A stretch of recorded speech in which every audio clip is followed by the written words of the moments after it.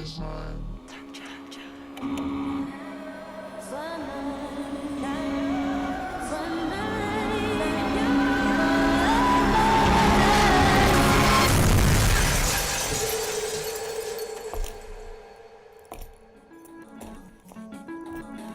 ready?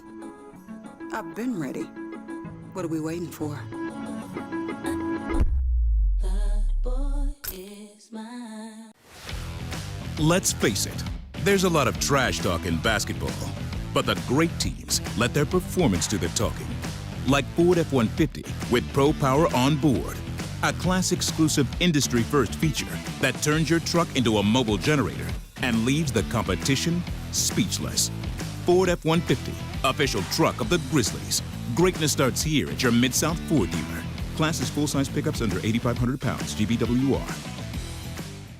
Kroger shoppers and Grizz fans, one exclusive last-minute discounted ticket deals takes it straight to you during the Grizzlies 2024-2025 season. Sign up with the new Kroger Buzzer Beater deal. Fans can sign up by texting Grizz to 636-479 or visit your local Kroger store in the Delta Division and scan the QR code. By signing up, you agree to receive recurring automated promotional and personalized marketing text messages from the Memphis Grizzlies. Consent is not a condition of any purchase. Message frequency varies. Message and data rates may apply.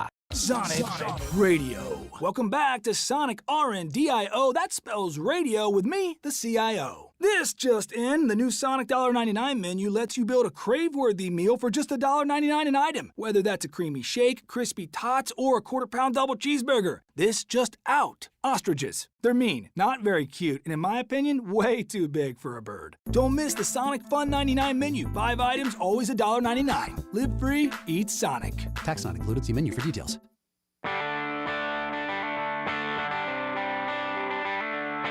Live from the Built Ford Tough studio at FedEx Forum, it's the Gary Parrish Show, presented by Ortho South, on YouTube at Grind City Media and the official Grind City Media app.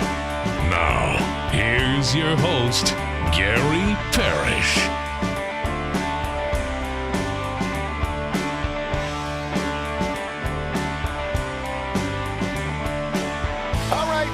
My name is Gary Parrish, speaking to you from Augusta, Georgia. Benny Doyle back in Memphis producing the program. Glad he's with me. Glad you're with me. Hope you're getting through the day best you can.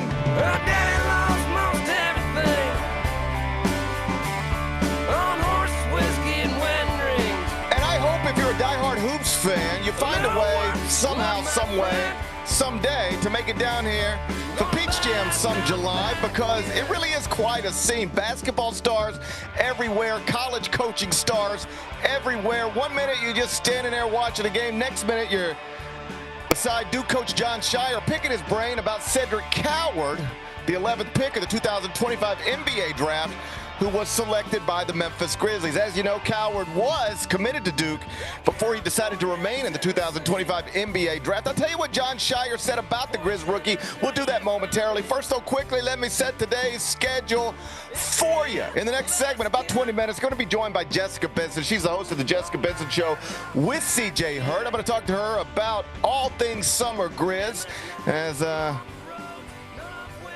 our young guys lost again last night. Bennett, it's been a struggle, both in Salt Lake City and in Las Vegas. One more game to go, if you care. I'll talk to Jessica Benson about it. She's going to be here in about 20 minutes. When I finish talking to Jessica, going to take a break, come back, do 5 more things you need to know, at which point we're going to discuss 5 previously undiscussed stories, among them 9-time NBA All-Star Damian Lillard has agreed to return to Portland after being bought out by Milwaukee. It's a cool story. He's going to go be around his kids again. We'll discuss it in about 40 minutes. Caitlin Clark has officially been ruled out of all things WNBA All-Star Weekend. Unfortunate turn of events for Indianapolis, for the WNBA in general. We'll spend some time on that a little later on in the show. The whole world's going crazy.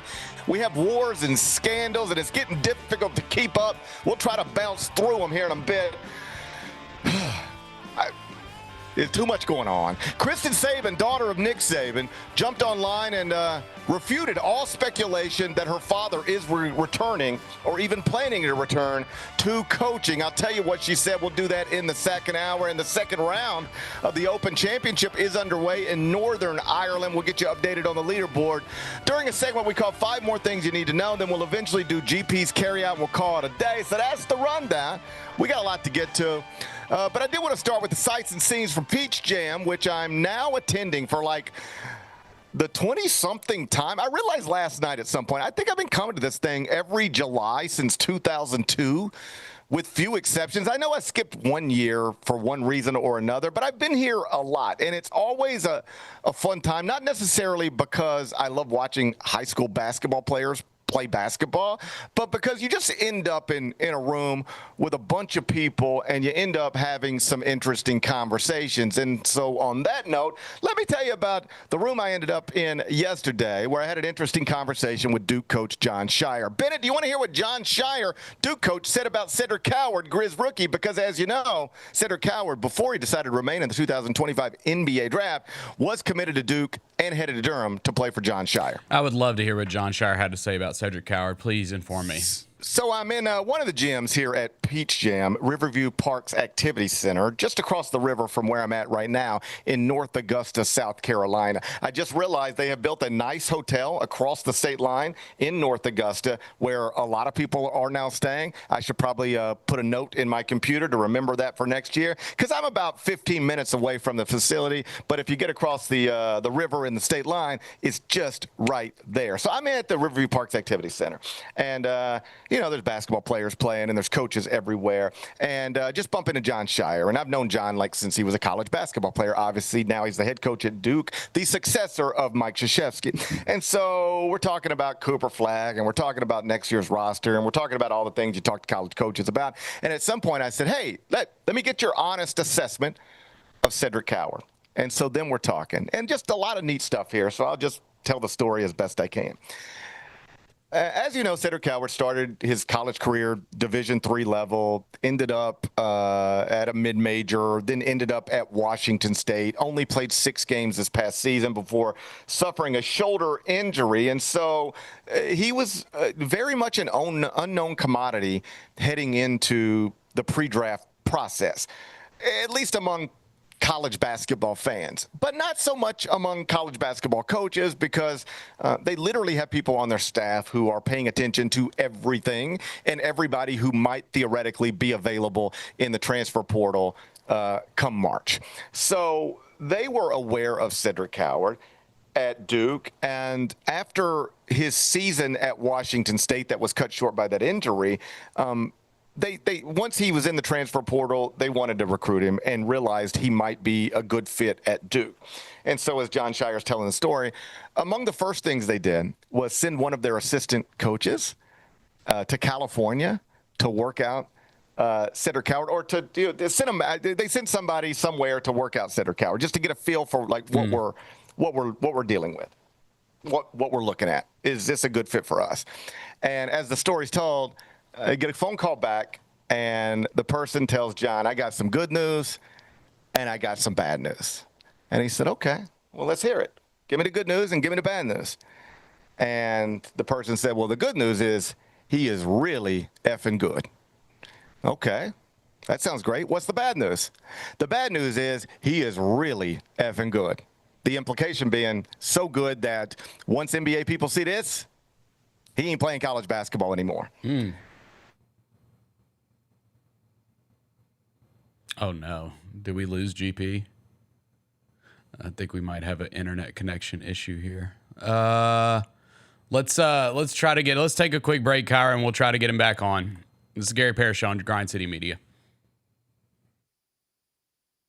We are drafting our best movies. Are you?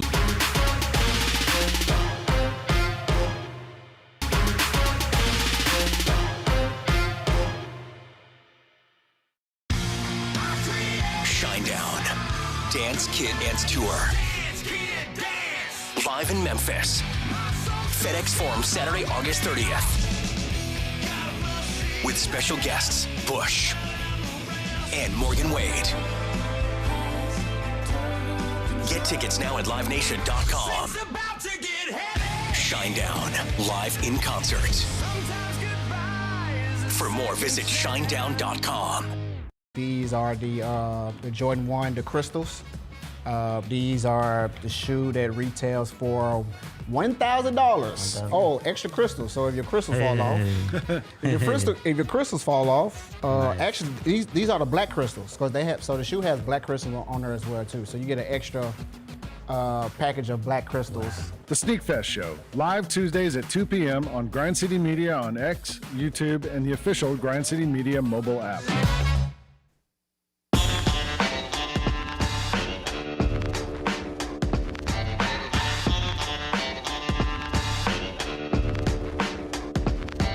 Welcome back, I think. Gary Parrish Show presented by Ortho South. I'm in Augusta, Georgia, where the internet must not be working so well. Are we having internet problems in Augusta, Georgia, or Memphis, Tennessee? Bennett, can you confirm? TBD. We're about to find out.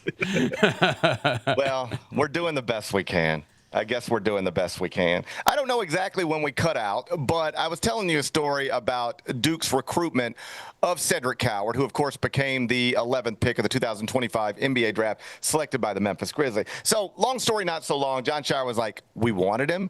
We committed him.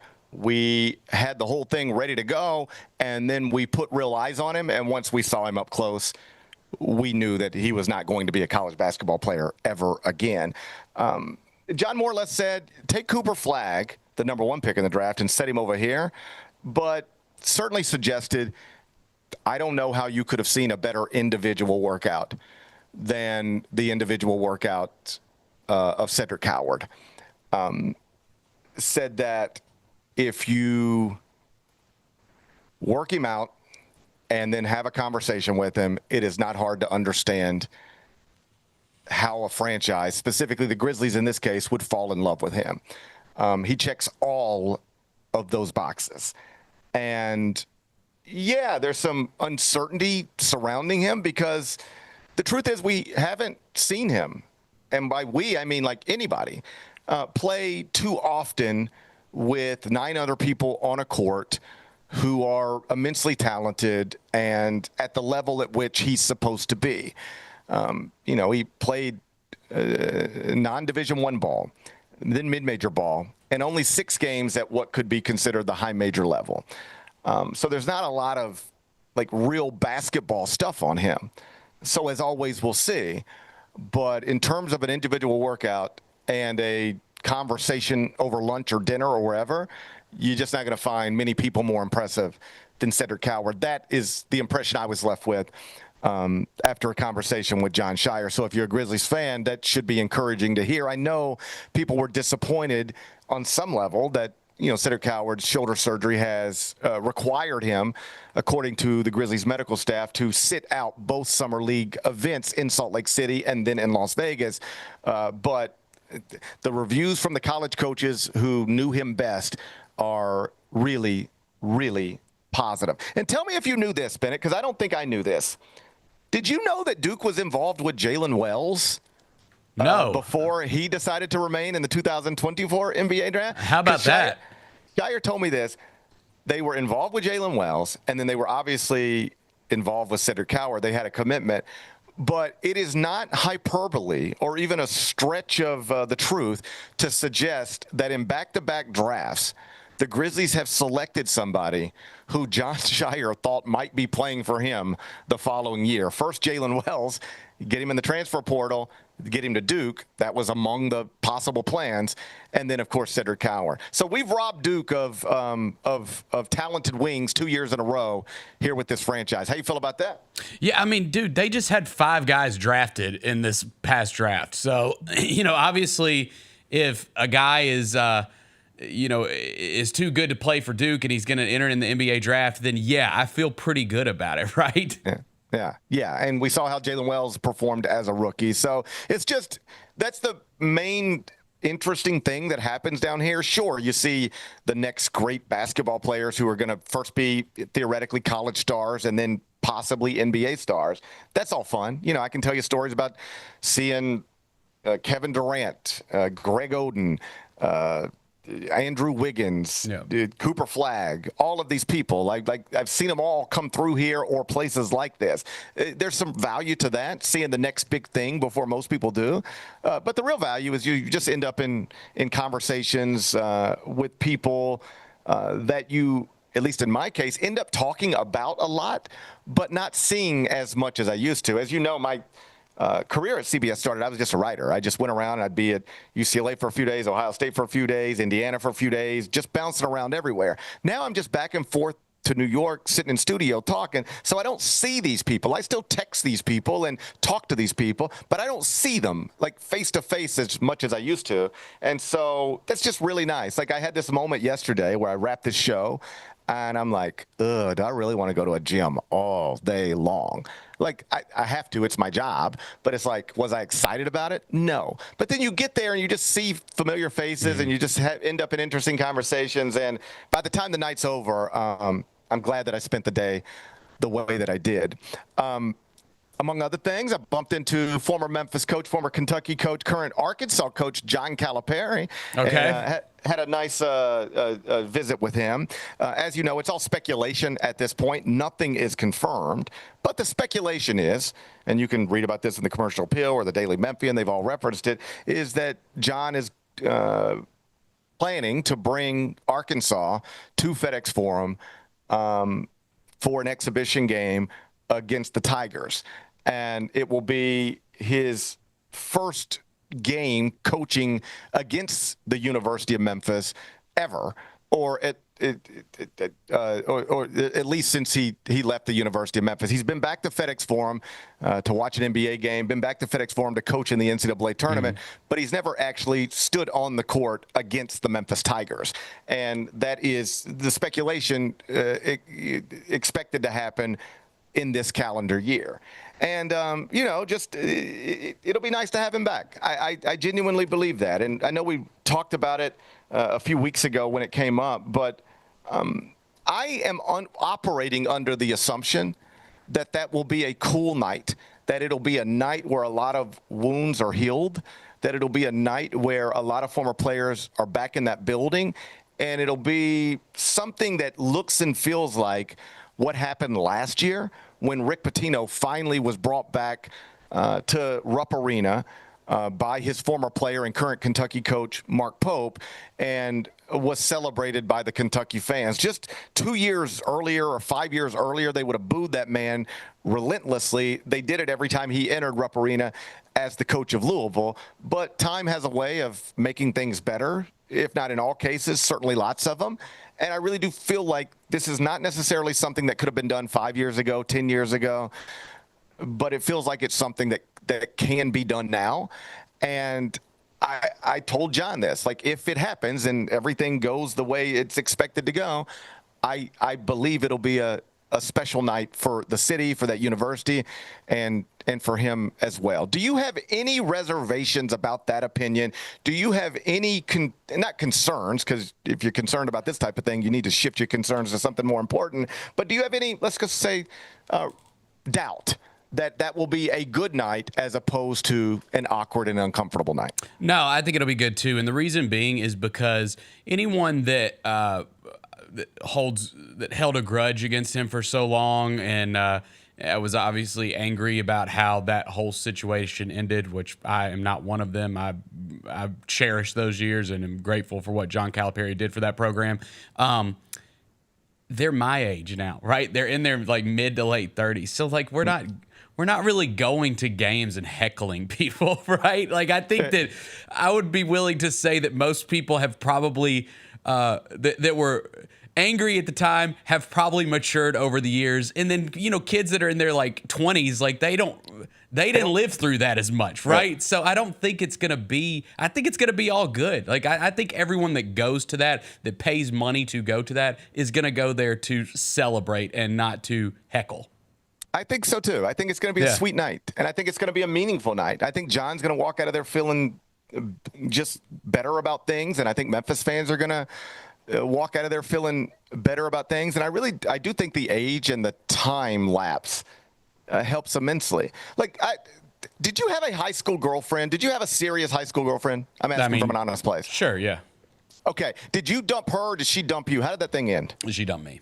Yeah, that's the way it always end. I got dumped all the time too. People just kept dumping me all the time. I just been dumped. So here's the thing. I got dumped too, right? And in the moment, I like it hurts and you don't feel great and you go, I'll never, whatever, and you got all these emotions. And I swear to God, if I bumped into that person tomorrow, I would just hug her and ask her how she's been, and I would have good feelings about it. I'd be like, yeah, it's cool that you're doing so well, and I'm happy for you. Whatever emotion you have in real time tends to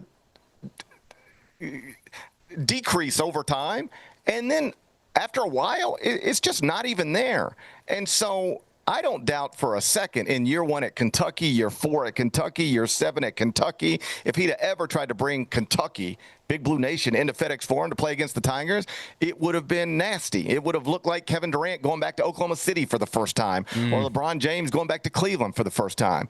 But John left here in 2009. It is now 2025, and I think I'm like you. I was never the Memphis graduate, Memphis fan who was mad about it. I guess because I just understood it. Like, I knew John. I probably was around him more than most.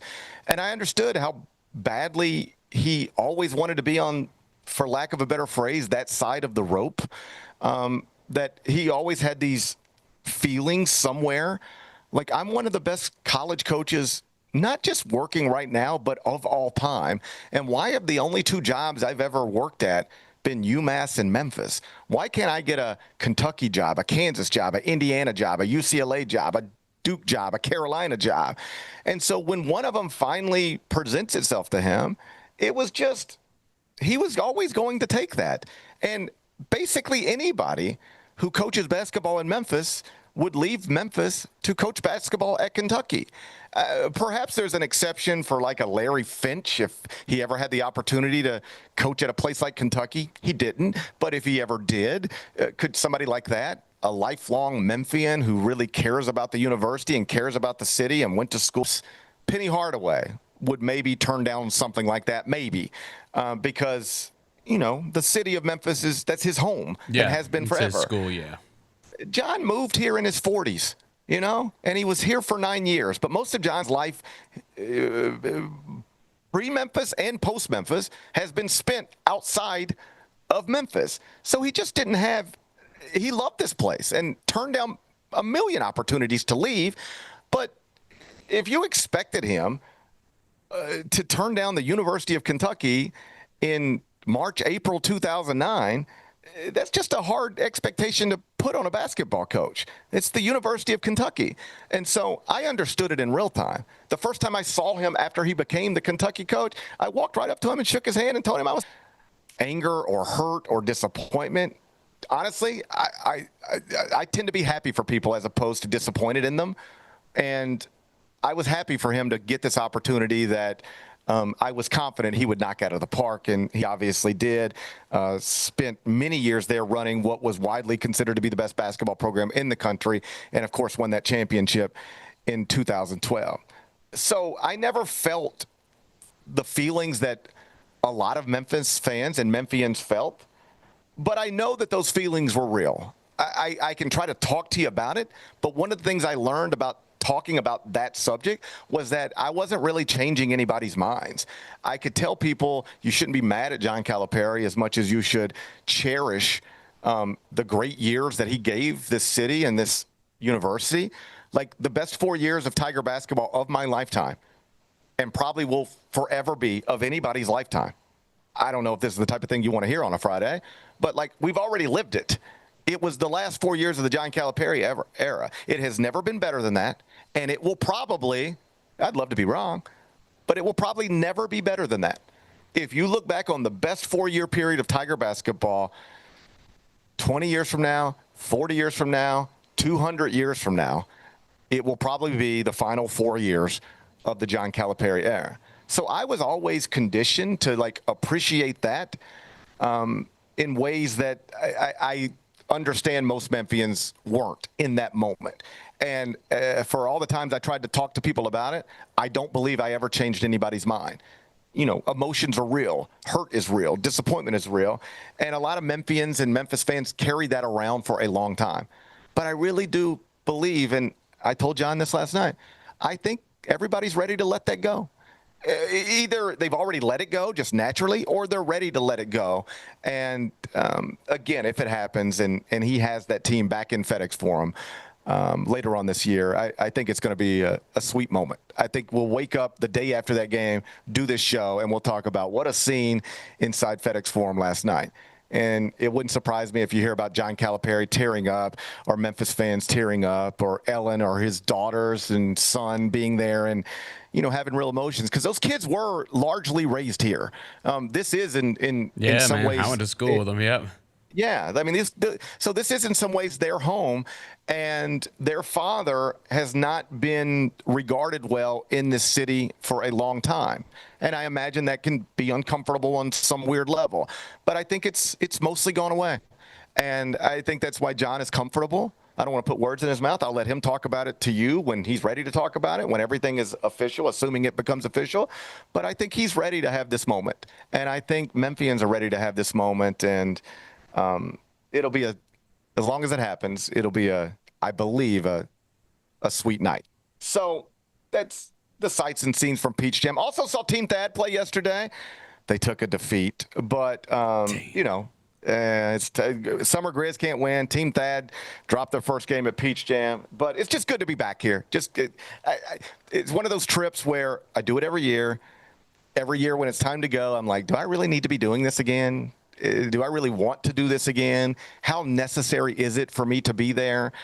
It's not really my job anymore to write 2,000-word columns about high school basketball players. Is this actually worth it? And after about 20 minutes in the gym, because you see people you haven't seen in a while, you have conversations that you enjoy. Even last night at dinner, I just sit down with a bunch of old friends who are, in this business profession, and we're just sitting around for 3 hours having dinner, telling old stories and reminiscing about the good days. So it's nice to be here. If you'd have asked me 3 days ago, are you looking forward to Peach Jam? I might have said, not really. Kind of just looking forward to getting back home. I don't love living in hotels so much anymore. But once I was here, it became a good time immediately. And whether it was conversations with John Scheyer or John Calipari or anybody else, just a worthwhile trip so far.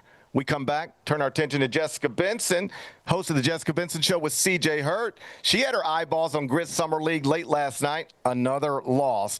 One more game to go. I'll ask Jess about it next. You're watching the Gary Parrish Show, presented by Ortho South.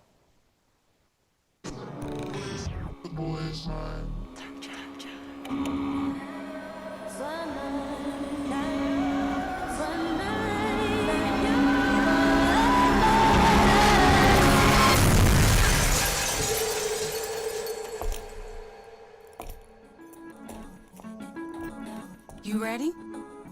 I've been ready. What are we waiting for?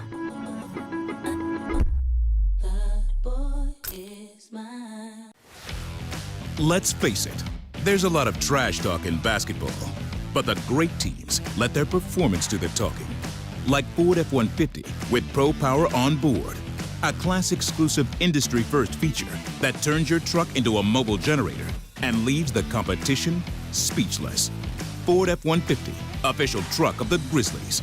Greatness starts here at your Mid-South Ford dealer. Class is full-size pickups under 8,500 pounds, GVWR.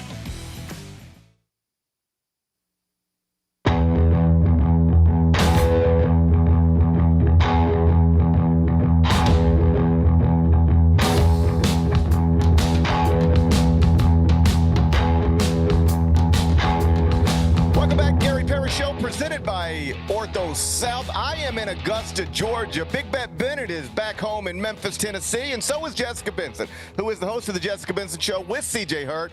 Weekdays, 8 a.m. Central, Grind City Media. She joins me on Friday. She's here right now. Hey, Jessica Benson, how are you? Hey, Gary. I didn't even have to leave my seat today. How about that? You didn't have to move. You just had to maybe sign into a different thing, and now you're here. And I think Bennett and Kyra probably handled that. Hey, remind me. It feels like it's been a minute since I've asked you questions on a Friday. Has it been a minute since I've asked you? I think we had a holiday, and then I think you had a wedding. I don't think we've talked like this very often. in Antigua wedding, Oh, and wow. now we're back. And I had a bachelorette party in there too. Yeah, it's been 3 weeks. It's been weeks.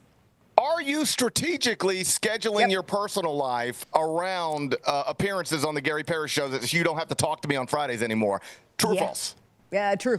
I apologize. I've been called out for it. I cannot tell a lie. I feel like it's best to just be forthcoming. I am changing my summer travel schedules so that every trip involves a Friday. You got it. Well, think about this. Think about how. Tell me how this makes you feel. I am going on vacation next week, but I told my entire family I cannot leave until Tuesday because I have to do the Jessica Benson show at 8:40 on Monday, and I can't leave her stranded like that. I said, no way. It's true. I tell you, all my well, thank you.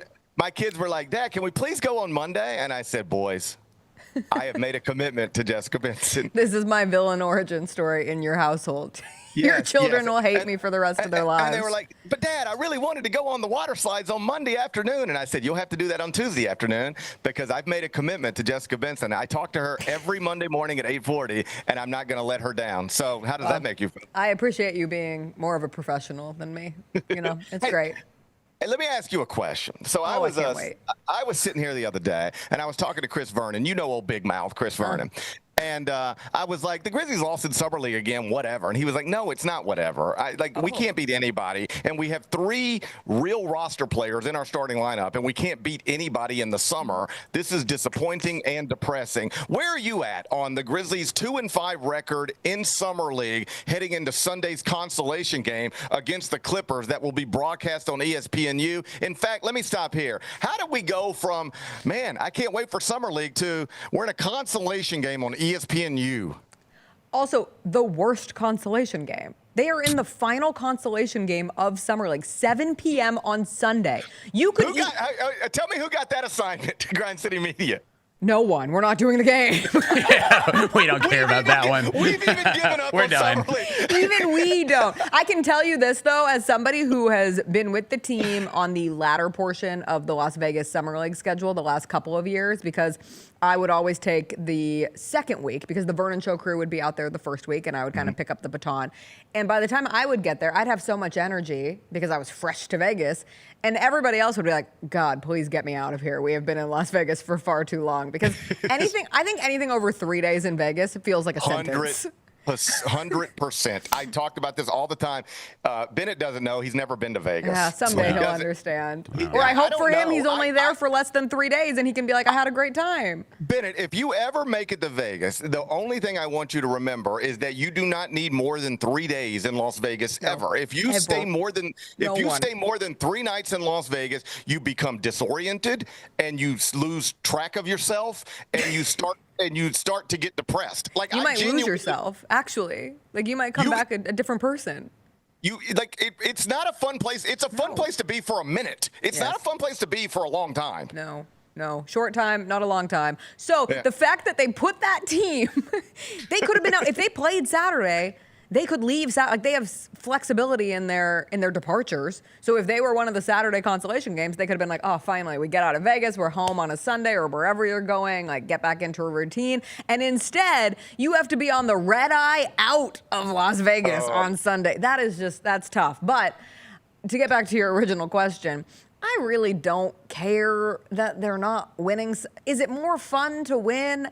Absolutely. Would it be more fun if Jalen Wells and Gigi Jackson were both going off for like 25 plus a game and not from trying to play hero ball of Summer League, but just because they were that good and were coming in here every day? Like, holy hell. It's Grizzlies Summer League team full of monsters. They're just going to seamlessly put themselves into the rotation. Imagine when John Morant's the point guard. Imagine when Jaren Jackson's down there in the post or roaming out around the wing wherever we end up playing Jaren next year. And instead, we're kind of like, all right, well, these were some positives that I can take away from Summer League, and I'm not sitting here angry about anyone's performance in Summer League, but I'm not moved to the point of, God, I'm so excited we get to talk about Summer League again on this Friday. Do you remember when we was getting ready for Summer League? It was like, oh man, this is going to be fun. And Gary, I was falling in love with players left. I was irrationally falling in love with Javon Small. I was irrationally falling in love with Jemai Mashak, both of whom very impressed with through the Summer League period.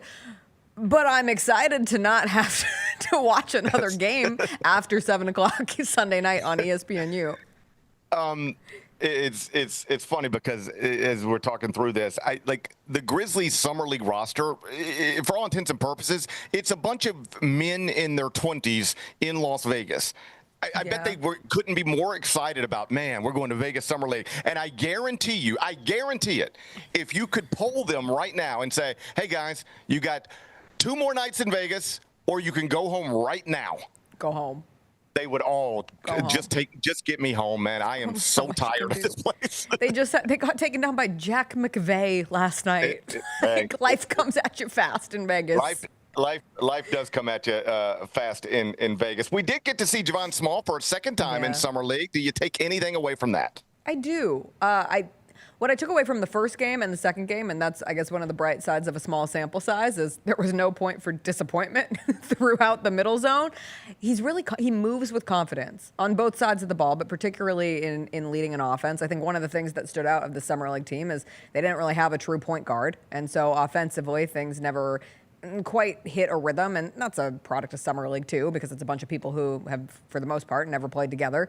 But with Javon Small, like, there was an organizational aspect to his game, and also his passes I thought were nice. He pulled up from 3 confidently. Listen, if you can handle the ball well without turning it over, be good for taking a couple threes confidently, get to your spots and play good defense, like, you will find a way onto the court in the NBA. And so I think there was enough from Javon Small where you're happy that the Grizzlies have used this 2-way contract for him. And you can certainly, squint and envision a world where he gets real minutes with the Grizzlies. And if and when he is thrust into that opportunity, you have some confidence backing there at this point from those 2 games in Summer League.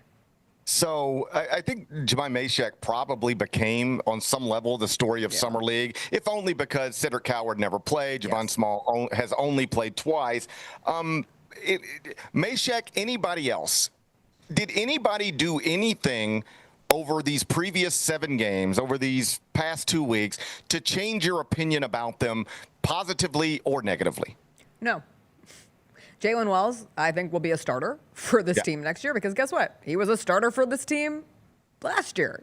And GG Jackson, I think early on in Summer League, we all go back to the game. We had Brevin Knight on the show this morning, and even he referenced it, the play where Gigi has the block on one end and the and one finish on the other. And it just feels like a ceiling level play of GG Jackson. Like, if you could just wrap that play up, put a bow on it, and be like, that could be what Gigi is for this team someday.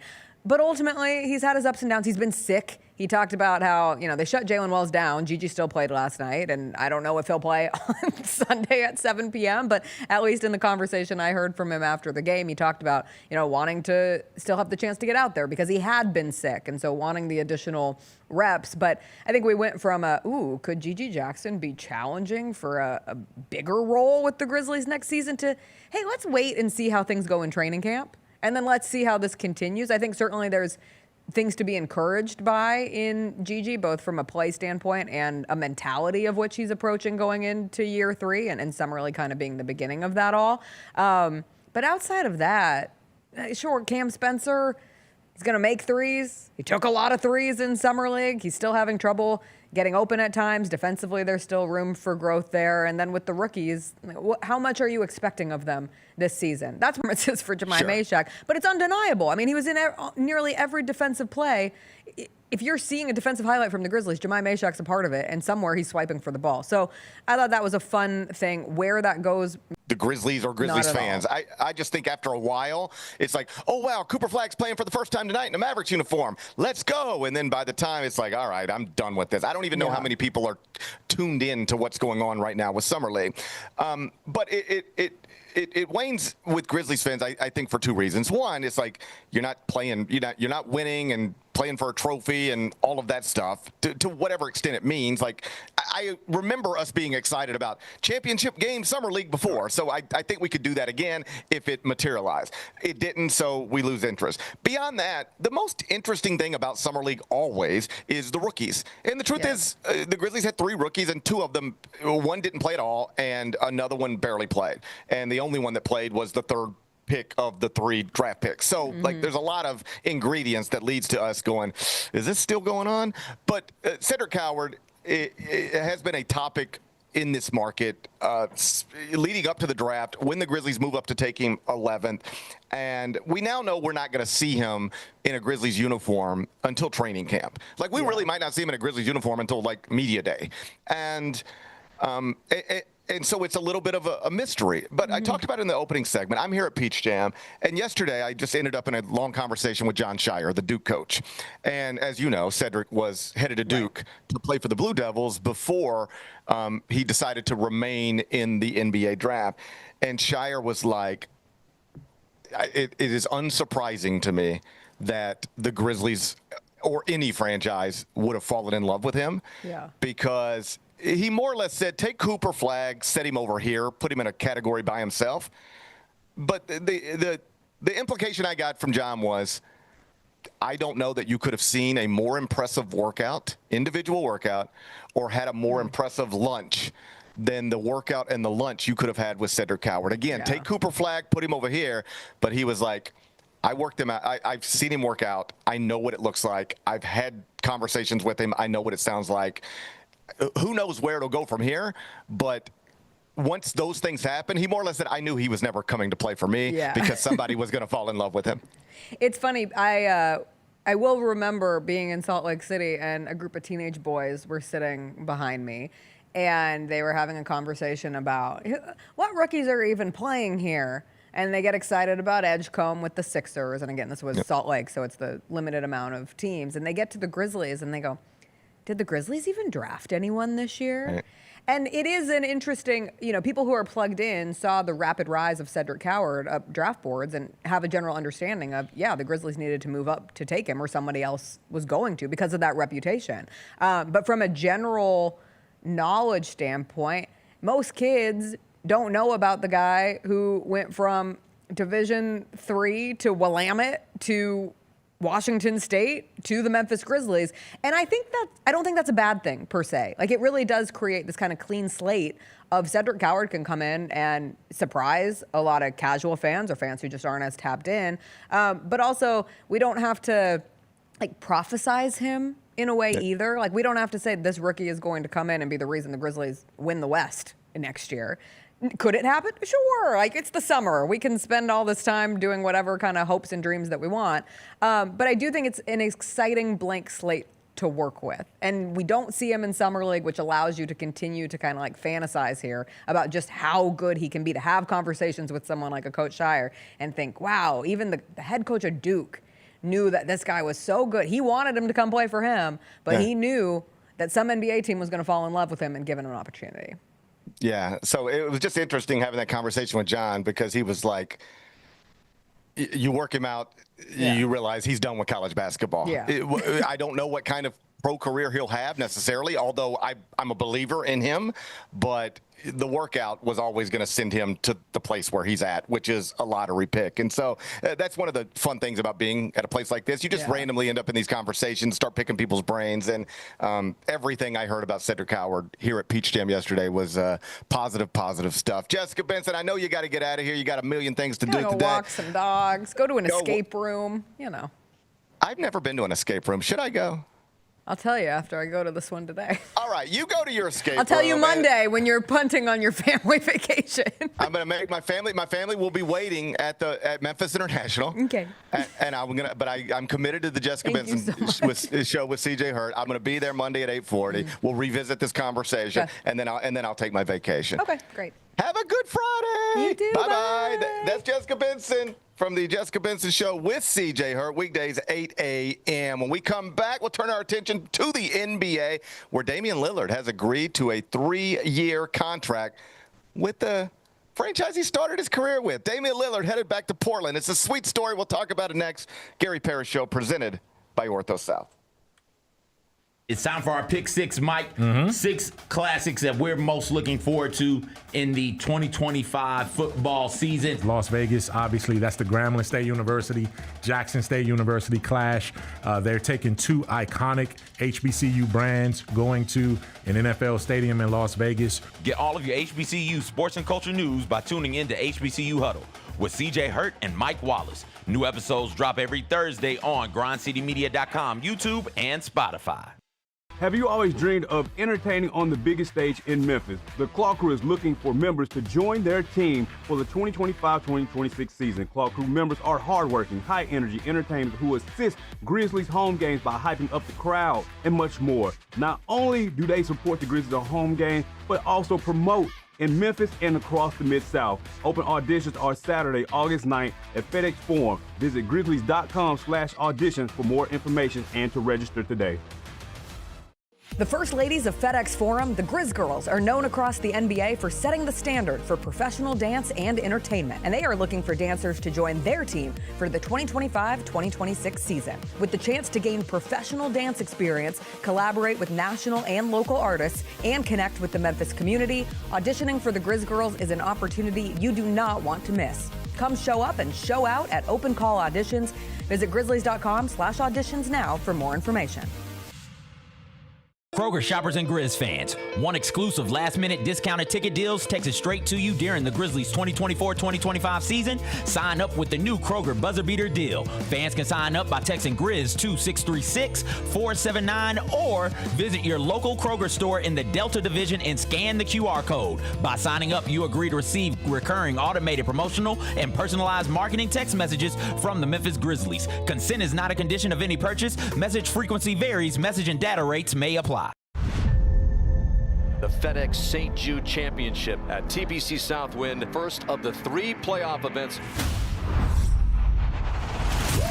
Watch me take flight. It's a different sight when you take it to this height. And you know this. We them boys step into the wars, ready to give me my awards. I got starstruck. I got nothing to lose, so I'm letting it loose. Out here paying my dues. I got starstruck.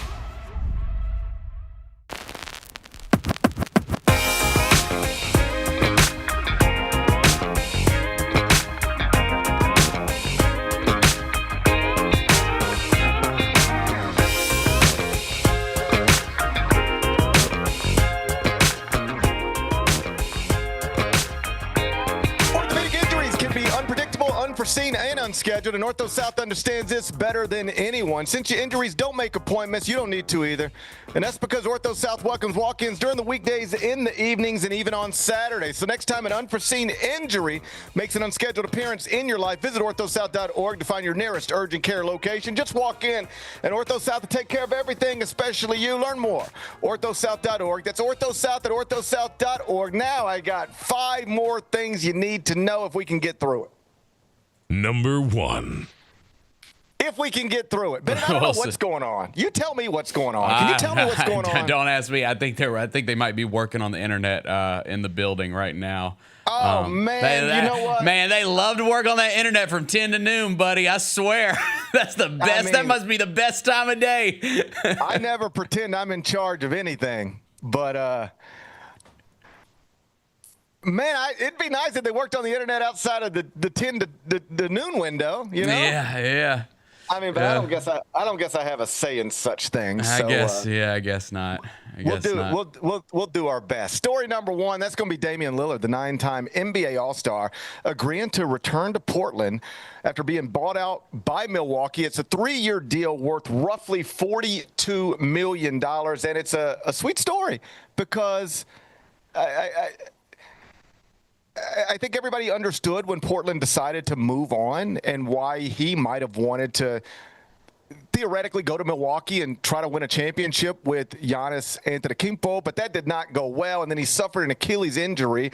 And all while this was going on, there were constant little reports here and there that come on. and didn't love. Are we breaking up again? You just did briefly there for a second. I don't know if I keep doing this. Like it was very quick. It was very quick. Let me tell you something that people might not know about me unless you live with me or deal with me on a daily basis. I have an idea every day of how things are supposed to go. I wake up with a plan every day. I do not like days without plans. I get really frustrated. Like if my wife says something like, "Hey, you want to go to a movie?" And I'm like, "When?" And she's like, "In 20 minutes." And I'm like, "What are you doing? You can't just throw stuff like that on me." Like, I didn't plan to go to a movie in 20 minutes, so I can't go to a movie in 20 minutes. Everything needs to be planned, and then everything needs to go smoothly. And the second that it doesn't, I shut down. I get unusually aggravated. And that's what's happening right now. I'm getting very aggravated trying to talk and constantly being interrupted by glitches. So I'm going to do my best, but just know this is a real struggle for me. Just know this is very difficult for me. When things don't go smoothly, I am not best equipped to handle it. But we'll keep trying. Damian Lillard, going back to Portland. And while he was in Milwaukee, there was constant little, if you ever asked anybody, so how's Dame like in Milwaukee? He might have some comments about that, but they'd say, he has 3 kids and they live in a different state now. And that's been harder for him than he may have anticipated. FaceTime's wonderful, but there is something to be said for waking up in the same house as your kids every day. And I know not everybody is in a position to do that for one reason or another. Life is challenging, and sometimes things don't work out the way you imagine that they would. But there is something to be said for just being in the same house as your kids every day. And that seemed the lack of that, or at least being in the same city, same state as his kids every day, seemed to take a toll on Damian Lillard on some level. So there was some thought when it became known that Milwaukee was going to buy him out and stretch him, and essentially make him a free agent where he could take a little salary and go basically anywhere. There was some thought, and maybe this was just all assumptions, but I think the prevailing theory was he might just not sign with anybody for this year, go back home and rehab there, and then look up next July and say, where is the best place I could actually go win a championship, and then sign with that place on a very small deal and go try to get you a ring. And he's 35 years old, not getting any younger. And yet what he has showed us with his actions is that is not the most important thing to him, winning a ring. Because if it was, he would not be going back to Portland. The most important thing to him is to get back to Portland, to get back to the franchise where he spent the bulk of his career, and to get back to the city where his kids live. And I think that's kind of sweet. I like that story. I really do too. Like, as somebody that's a fan of a team in a small market, I appreciate, again, obviously to all of these guys, winning a ring, that's like the ultimate goal. So I totally get that. But, at the same time, if you're a guy like Damian Lillard that's spending, the majority of your young adult life into your adult life, in the NBA, happiness is important, right? Just being happy, being in a situation that makes you could tell he wasn't happy in Milwaukee, second that he was sent there. So yeah, I mean, I respect it, man. I hope our guys, want to be here their entire careers, right? And try to get it done here. And listen, I know in his head, he's a competitor. I know in his head, he can convince himself, we'll figure it out. I got a year to rehab and we'll see what they do with the roster. He'll convince himself they could do it there. But yeah, man, I respect it that he's putting a price on happiness. I respect it immensely, and I do not use it as a tool to judge anybody else. I want to be clear about that. Everybody can make whatever decisions they make for whatever reasons they make them. We all do it every day. But in a sport where the desire of a lot is to ring chase and win championships, and that is, they tell us, the most important thing. Here's a man saying, it's just not to me anymore. I might have thought it was at one point.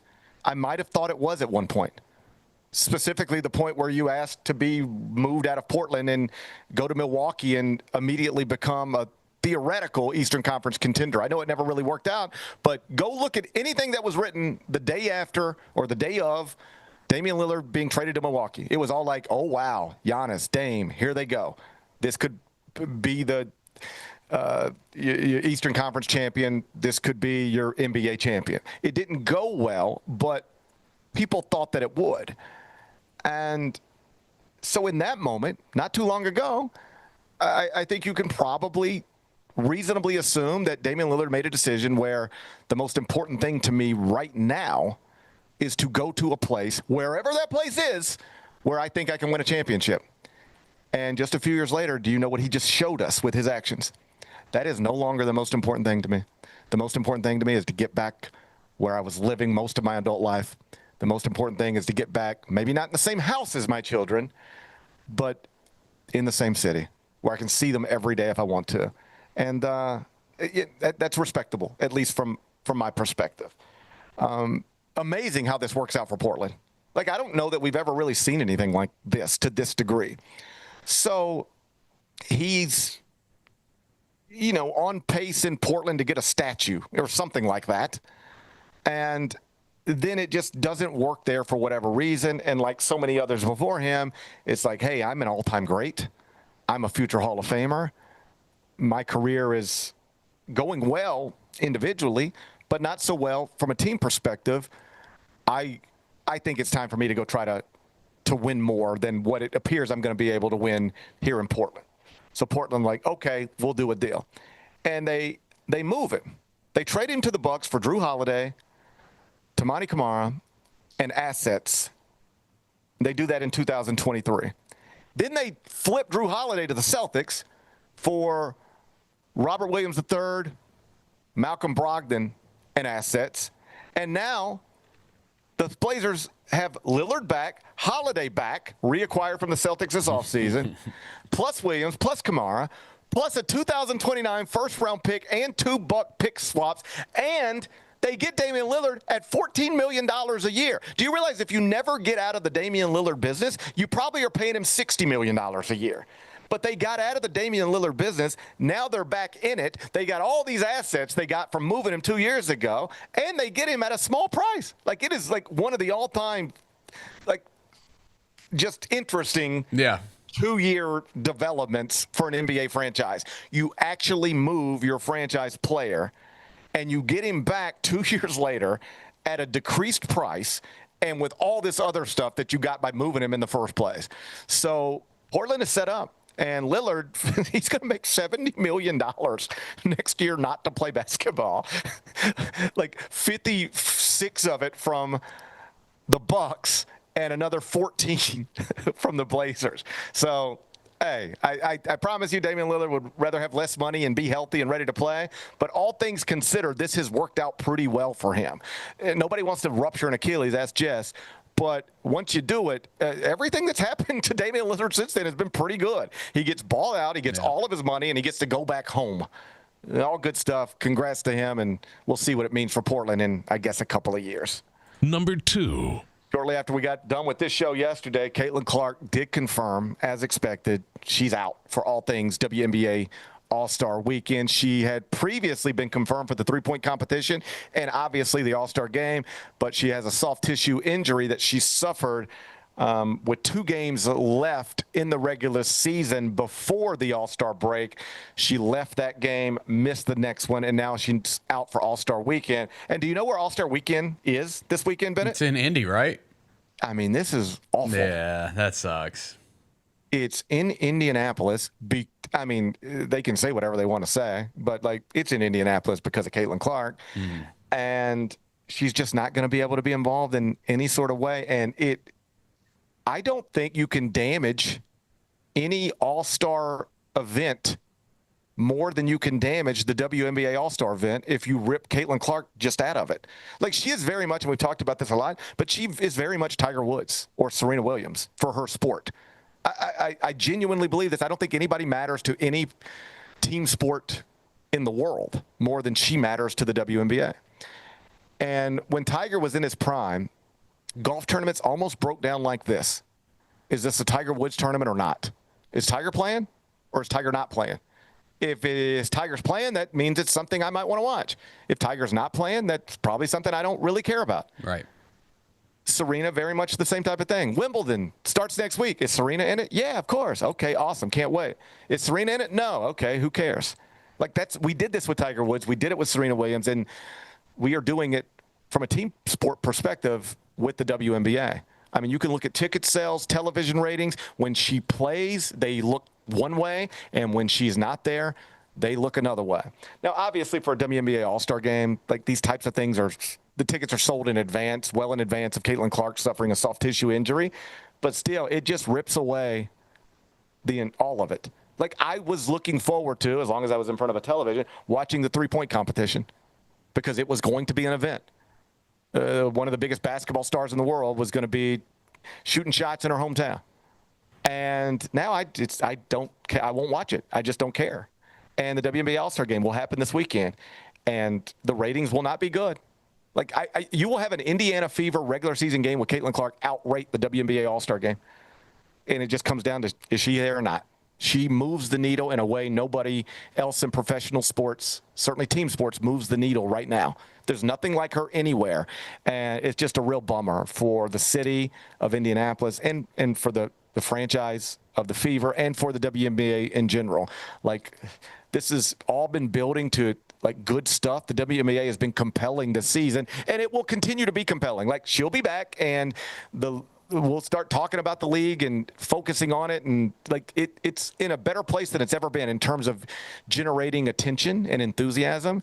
But this is a setback, a minor setback, I'm sure, but it just sort of rips away a lot of the excitement that would otherwise be connected to this WNBA All-Star Weekend. Number 3. Whole world's going crazy, Bennett. What's going on?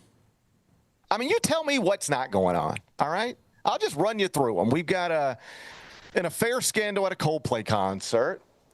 We got the President of the United States being accused of drawing naked women and writing kind birthday wishes to the world's most famous pedophile. The Late Show has been canceled. You sent that story to me this morning. Oh, yeah, damn. I don't know what you thought I was going to say about that. Are you trying to set I thought me about up? that one. I was trying to set you up a little bit there. Yeah, I was. I checked my. I mean, it's a historic television institution. It's going away. I don't doubt the gigantic nature of the headline or dismiss it. I just don't know what you expect me to say about it. Yeah, tread lightly. I'm going to tread lightly on that one. But was I surprised to hear this? Of course I was. Is it troubling on some level? Yeah, because no matter what version of the story you hear, it's not good. Either CBS is trying to cut cost or CBS is, bowing to pressure. Neither one of them is great. And, if you listen or watch the show regularly, you know that I, during the winter, do it more often than not from New York City. And when I am sitting in that hotel room, like, I literally live across the street from the Ed Sullivan Theater. Like, I'm not exaggerating. When I walk out of the front door of my hotel every morning, the thing that I see first is the Ed Sullivan Theater. It is across 2 lanes of street. You just walk across. It's a one-way street. You walk around, you walk across the street and you're touching the Ed Sullivan Theater. It's 20 feet from me. So I see it every day. And I see the crowds out there every day. And obviously I grew up watching David Letterman and have really enjoyed Colbert. I enjoyed, late night television. I don't know that it means as much as it used to, but like, it has been a part of my life forever. And so just, I don't think this is controversial to say, like, to see that go away, the Late Show on CBS is, that's not great. That's not great. No, it's kind of sad. Yeah. It is something we all grew up with. I can't speak on it. Like, I think just, I just don't know if late night TV it has the popularity that it once did. I have heard some of these guys talk about it. And what many of them suggest is that you feel like you're not doing a TV show anymore as much as you're just doing a YouTube clips show. Yeah, that makes sense. You're trying to build YouTube clips as opposed to just doing a traditional television show the way that you used to. But I do say this, like, when I grew up watching late night television. My kids have not grown up watching late night television. Mine either.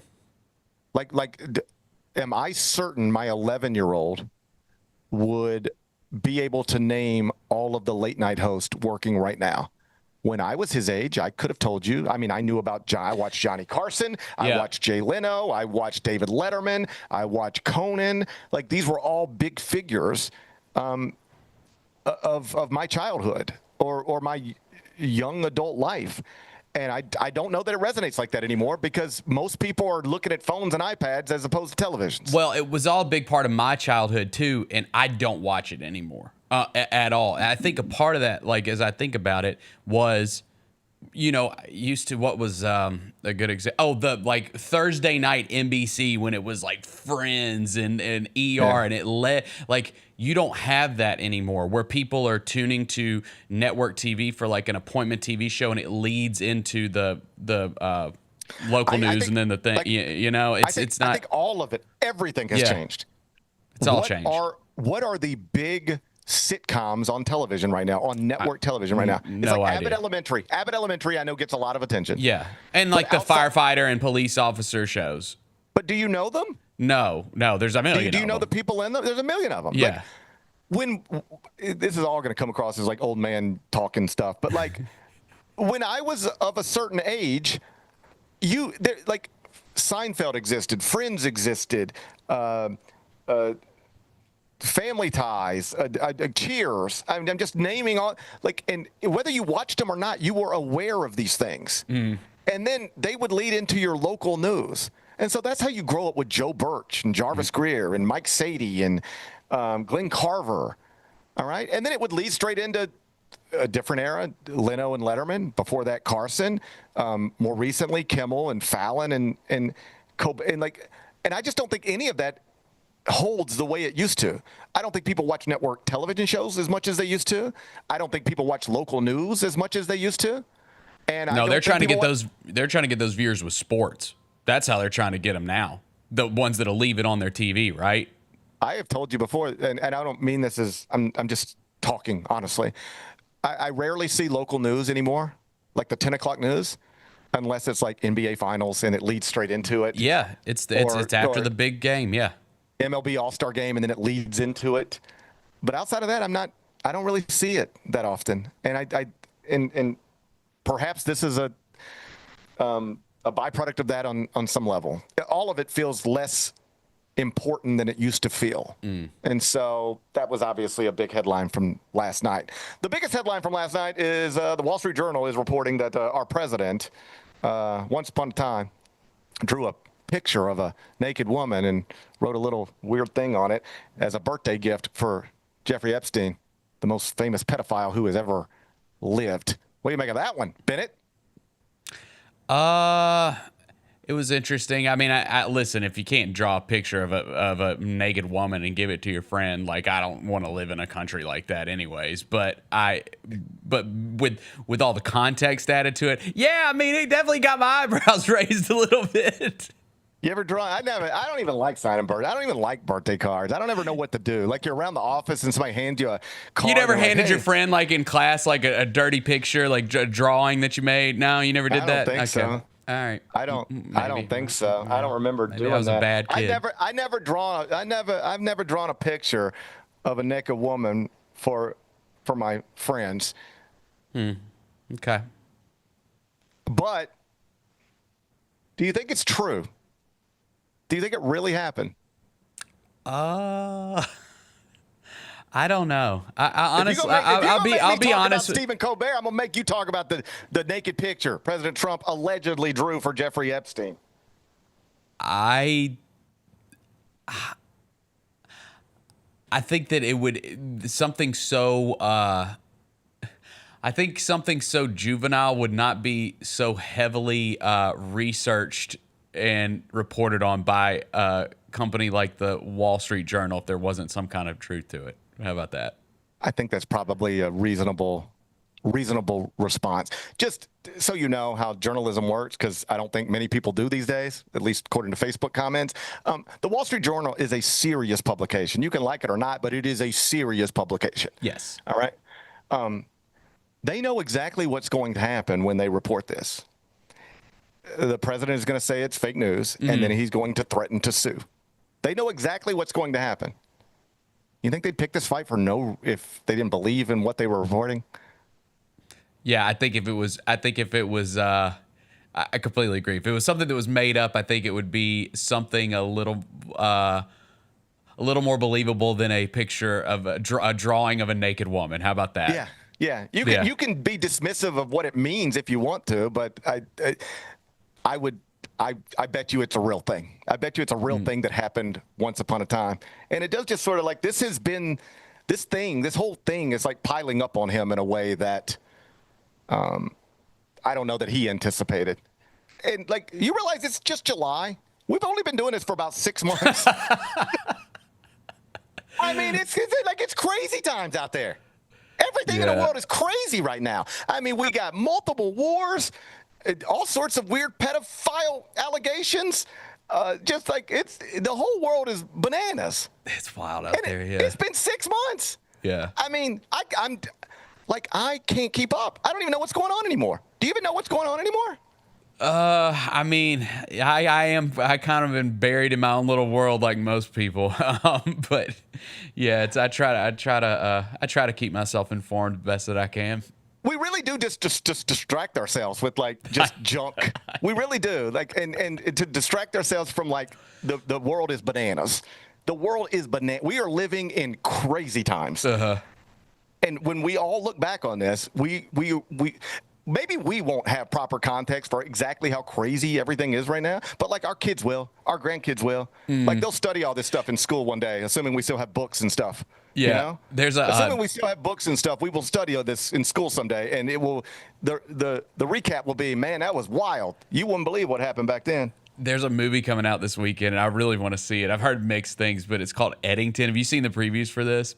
And it's basically like it takes place in this small town when COVID hits. And I guess that the whole story is just like how this small town reacts. And there's like a sheriff and a mayor that are butting heads on what to do about the situation. And it looks really, it's your friend Joaquin Phoenix is the star of the movie. That's why I brought it up. Yeah, that's your buddy. I knew you are friends. So maybe you could text him and ask him about it. But yeah, I want to check it out. It reminded me of that when you brought this up.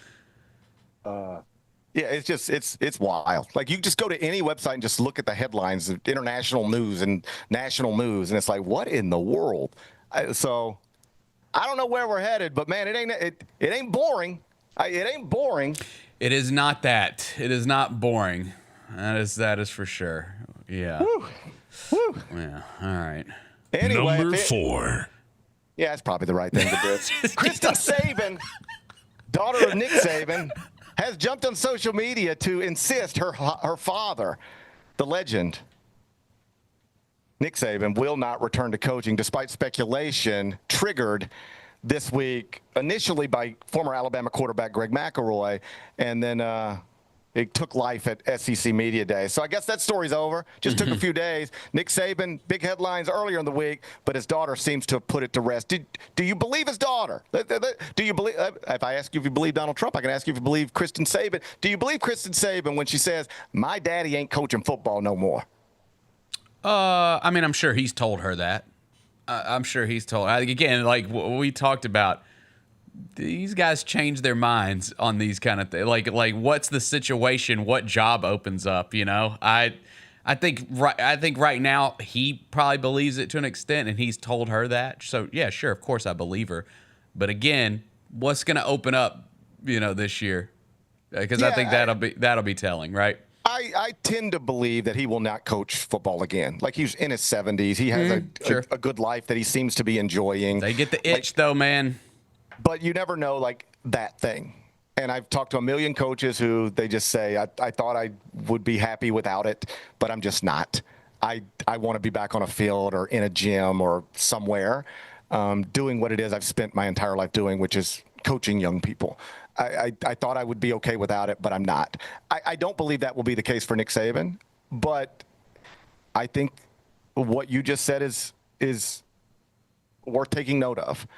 He can believe in July of 2025 that he never wants to coach again, but some job opens, they throw a ton of money at him and explain to him how he's set up to win another championship in year one. Like you just never know how that might move somebody. So I know people love to throw on terms like, oh, he lied back then or wasn't telling the truth back then. I think this is very possible. You could genuinely believe you don't want to coach again in July of 2025 and then change your mind in December if the right opportunity presents itself. So I don't know that this story goes away forever, but it does go away, at least for now. Nick Saban's daughter making it clear her dad has no intentions to coach football again.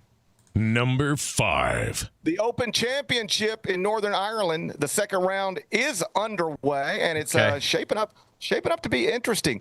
How about this? Scottie Scheffler, Rory McIlroy, and Jon Rahm are all currently in the top 15, along with other notable names like Tony Finau, Keegan Bradley. I know not everybody follows golf, but if you're trying to maximize the amount of attention you can get on a golf tournament, the best thing you can do is have as many meaningful, popular, famous players high on the leaderboard as possible. And this is shaping up at least better than what we recently had in the U.S. Open. You don't want to go straight to the top of the leaderboard because you're not going to get some big names up there.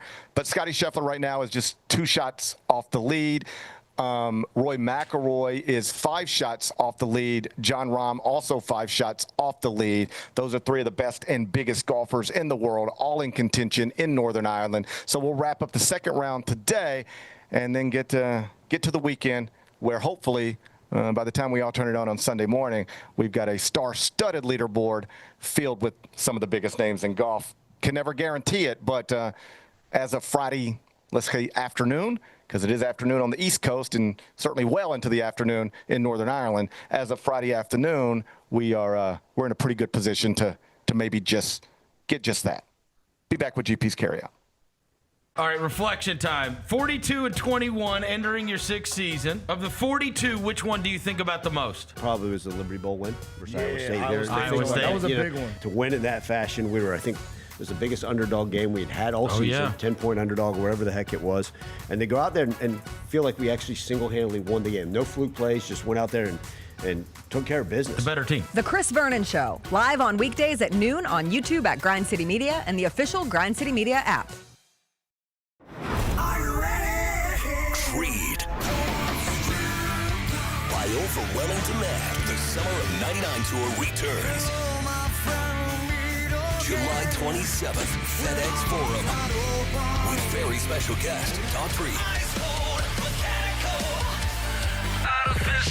And Mammoth. Tickets on sale now at LiveNation.com. Don't miss Creed with Daughtry and Mammoth. The Summer of '99 tour. 1, 2, 3.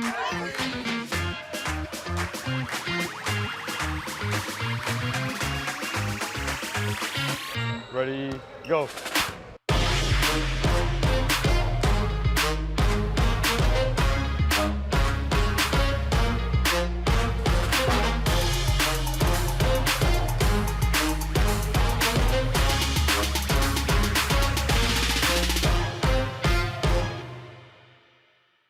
Have you talked to Norvell since the game? Yeah, but we're close friends, so it's not one of those. Like, I think it's a little bit. How long before you said ha ha ha ha? You sent him a text and said, "You want the box score?" You sent him the box score. You want to see the picture of me in the locker room afterwards? How close are you? Because it would have taken me literally 30 seconds.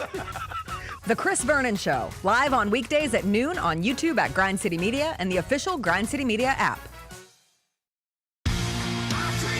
Shinedown. Dance Kid Dance Tour. Live in Memphis. FedEx Forum, Saturday, August 30th.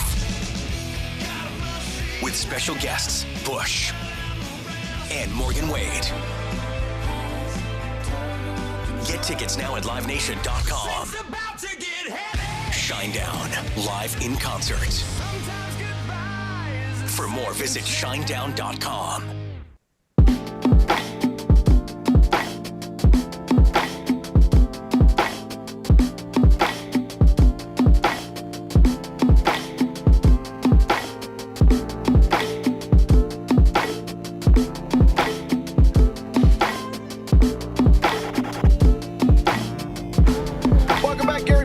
Presented by Ortho South. I'm going to Augusta, Georgia, attending Peach Jam. I'll be headed over to the gym as soon as we wrap this thing up. Bennett Doyle back in Memphis producing things. Let's wrap it up with GP's Carryout. It's time for GP's Carryout. One final segment filled with stuff to take with you. It's not everything you need to know, but it's most of it. What did we learn today? A whole bunch of stuff, but we mostly focused on basketball, given that the Grizz played Summer League last night. One more game to go, and I'm here at Peach Jam, where most of the best college basketball coaches in the country are in attendance. I told you, spent some time with John Scheyer, the Duke coach, yesterday, and was able to pick his brain about Cedric Coward. Simply put, he understands why the Grizzlies fell in love, why other NBA franchises were ready to snatch him up if the Grizzlies didn't go up to 11. He more or less said, you see that young person in an individual workout, and then you spend a little time talking to him, and it is impossible to walk away unimpressed. He's a needle mover when you see him, when you get to know him, and at least the word from the Duke staff is that the Grizzlies have they got a good one in Cedric Coward. We haven't seen him in Summer League because he's still recovering from that shoulder surgery, but eventually we're going to see him in a Grizzlies jersey, and at least the coaching staff that was supposed to have him next season before he decided to remain in the NBA draft, that coaching staff, they believe the Grizzlies got a good one. What did we learn today? Oh my God. What's today's biggest game? Sorry, I'm flustered. What's wrong with you? Oh, I've been on pins and needles about freezing, so that's all. Have we been freezing throughout? No. We've been great. We've been golden. That's wonderful. Let's go 6:15 first pitch down at Truist Park in Atlanta. Two big brands. It's the Yankees and the Braves on the MLB Network. Let me get our starting pitchers for you. I don't want you to have to gamble uninformed. Yankees and Braves. The Yankees still have not even named a starter yet. The Braves are countering with I don't know, but I'm looking at it. Had 3 days off. I know. Figure it out. You've had 3 days off. Figure it out. Spencer Strider starting for the Braves. Right now, it's Atlanta -110, Yankees -110. Basically a pick 'em, Ben. How you want to handle it? I think man, both of these teams have been so up and down this year. I'll just take the Braves because they're at home. Bennett said he's going with Strider at home tonight. Atlanta Braves at Truist Park, laying 110. First pitch, 6:15 Central. What are we watching on TV? Are we back into wrestling now, Bennett? Because the OTC, our tribal chief, is back. Are we back into wrestling now? Do we care again? And I saw that apparently he's going to be at everything leading up to SummerSlam. So no more taking a month off and then he's back. And then it appears he is here through SummerSlam. He is confirmed for the next two Monday Night Raws and for SummerSlam. That's what I read. So the OTC is back. Doesn't necessarily mean you'll see. We're that close to SummerSlam? Oh my God. I believe we are that close to SummerSlam. Tonight, SmackDown on USA Network. John Cena and Cody Rhodes come face to face in a SummerSlam contract signing. Cody Rhodes wins the title back at SummerSlam. What you think? So the rumors are. Oh wow! Tell me the rumors. The rumors are that there's going to be a massive heel turn at SummerSlam. And that it would be Cody Rhodes? That's the assumption. That's the assumption. I don't know how that would work with Cena being the heel right now. I don't know. And we're close to the end of this Cena thing too, man. Thank God. I like Cena. Do you think this is going the way they hoped it would go? No. I don't. I think The Rock messed it all up. He just did. I think he just did. I think we're back now. The OTC is back, and so I think we're back. And so SmackDown tonight, 7 o'clock, and then we'll do Raw on Monday night. What's the best thing we've read? Over at CBS Sports.com, we got our golf crew keeping up with the Open Championship in Northern Ireland. So if you want to read about what will be among the biggest sporting events, if not the biggest sporting event of the weekend, the best place to keep up with it, go to CBSSports.com. What's on tap next week? Well, we will finally, I think, be done talking about Summer League. Because I'm 99.9% sure it is our final game of the summer league this Sunday. we're gonna turn our attention to other things next week. Yes. WNBA regular season will be back. Yep. Major League Baseball regular season will be in full swing, and we'll be done with summer basketball. I'm looking forward to that. Are you? I'll miss it. I always like it when it comes around. The truth is, I'm going to be here on Monday, and then I'm gone the rest of the week. That's the truth. I told Jess I was going to. ready to check out. I was going to stay committed to her show, so I'll be with her That's at 8:40 on Monday morning, and then we'll do the Gary Parrish show, and then I gotta leave. Then I gotta leave the country for a little bit. It feels like a good time to leave the country for a little bit. Yeah, be careful. We might not let your ass back in while you're talking. Yeah, you better be careful, buddy. I might not get let back in because I didn't know you could just take citizenship away from born. Yeah. America. Apparently that's being talked about. I don't know. I told you I don't know what's going on. It's hard to keep up. So I'm just going to get out of here. Okay. I'll be here Monday, and then I'm going to get out of here. And I hope you guys can hold the country together till I get back. Try our best. Can you think I'll have a country to come back to? I don't know, man. I think so. I think you'll be okay. I hope so. Yeah, I hope so. Fingers crossed. Enjoy your weekend. I'm going to enjoy mine. Let's be back here Monday at 10. Till then, be careful, be kind, be good. Rep your hood.